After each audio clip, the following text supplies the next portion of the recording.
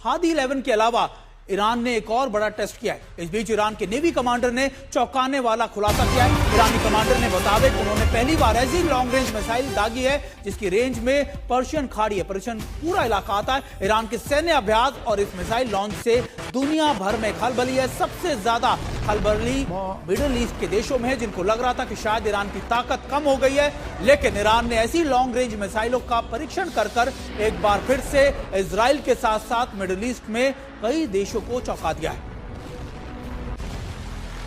Sir हमारे साथ Sanjay Kulkarni sir, चाहे वो जनरल सुलेमानी का मारा जाना हो 2020 में, उसके बाद लगातार उनके साइंटिस्ट का मारा जाना हो, फिर हाल ही में 12 दिन की इस वॉर के दौरान यह माना गया कि देखिए ईरान की काबिलियत हिजबुल्ला, हमास के बाद या फिर आप कह सकते हैं साउथ सीरिया के ऑपरेशन के बाद बहुत खत्म हो गया और ईरान अब बहुत दिन तक उठ नहीं पाएगा।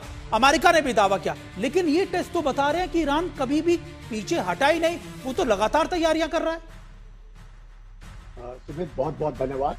जैसे जनरल केजी सिंह जी ने बताया, बिल्कुल ठीक एक एक्सरसाइज है और इस एक्सरसाइज के तौर पर वहां पे दोनों देशों के बीच में एक तरीके से इंटरऑपरेबिलिटी को देखते हुए रूस के साथ, बेलारूस के साथ ईरान जरूर है।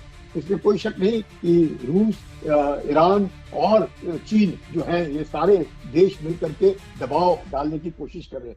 ये भी कोई शक नहीं कि ईरान का सिर्फ न्यूक्लियर हिट हुआ है, और न्यूक्लियर की ईरान की ballistic missile, cruise missile, Hadi drone, और ड्रोन के लिए ईरान जाना जाता है। तो वो बार बार कोशिश कर रहा है कि किस प्रकार से एक डेटरेंस के तौर पर कम से कम इजराइल को दिखाया जाए कि अगर हिजबुल्लाह को खत्म करने की भी कोशिश करते हैं, जिस प्रकार से बेरूत भी आज खतरे में है, जिस प्रकार से सदर्न लेबनान में इजराइल का दबदबा है, इजराइल के सारे टैंक्स अब सदर्न लेबनान में घुस गए हैं। तो जिस प्रकार से सदर्न लेबनान की लड़ाई हो रही है, हमास के ऊपर लगातार दबाव डाला जा रहा है, ईरान कहीं ना कहीं ऐसे कमजोर देखा जा रहा है। और ऐसा ना लगे कि क्योंकि ईरान के न्यूक्लियर एस्टैब्लिशमेंट को झटका पहुंचा है, कि ये नहीं कि ईरान बैकफुट पर है।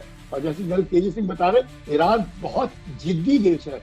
10 साल की इराक के साथ लड़ने के बाद भी हमने देखा किस प्रकार से ईरान फाइनली जीता। तो ये सब को देखते हुए ईरान एक पुरानी सभ्यता है, आसानी से मानने वाला नहीं है, लेकिन ईरान अपनी कमजोरियां भी जानता है, ईरान अपनी खामियां भी जानता है। आज की तारीख में कि कुछ भी हो जाए, रूस आज की तारीख में डायरेक्टली मदद नहीं कर पाएगा, चीन मदद नहीं कर पाएगा, लेकिन इजराइल को पूरा का पूरा यूएसए का सपोर्ट है। तो ऐसी हालत में ईरान ये नहीं दिखाना चाहता है कि मैं बिल्कुल कमजोर हूँ या ऐसे वक्त में कोई मेरे पे हमला कर ले। तो एक डेटरेंस के तौर पर ईरान अपने आप को दिखाने की कोशिश कर रहा है, लेकिन हम लोगों ने ये नहीं समझना चाहिए कि ईरान लड़ाई में उतरने की कोशिश कर रहा है। ईरान में आज की तारीख में जबरदस्त वहां पे सूखा पड़ा हुआ है, इतना सूखा पड़ा है कि ईरान को ये नहीं मालूम चल रहा कि भुखमरी से कैसे बाहर निकाला जाए अपने आप। तो उससे भी वो अपने वो जो आवाम है उनकी, उनसे नजर हटा। बिल्कुल सर, ईरान के सामने भी चुनौती है, लेकिन ये बात तो तय है कि ईरान कभी भी पीछे नहीं हटता। भले ही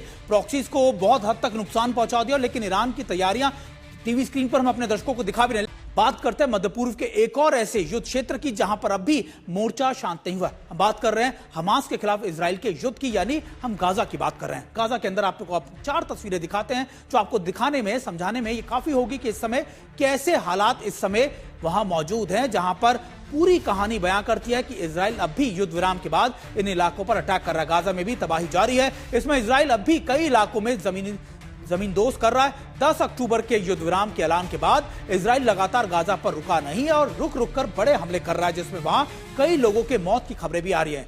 यह भी खबरें आ रही है कि इजराइल हमास पर फिर से बड़े हमले कर सकता है, क्योंकि इजराइल का कहना है कि हमास अब भी बड़े अटैक की तैयारियां कर रहा है। और 3 तस्वीरें हम आपको लगातार टीवी स्क्रीन पर दिखा रहे हैं, जिसमें हम आपको दिखा रहे हैं कि कैसे हमास पर बड़े अटैक की तैयारियां की जा रही है। गाजा के कई युद्ध क्षेत्र से आई कई ऐसी ताजा तस्वीरें भी दिखाई और कई हाई राइज बिल्डिंग को भी टारगेट किया गया।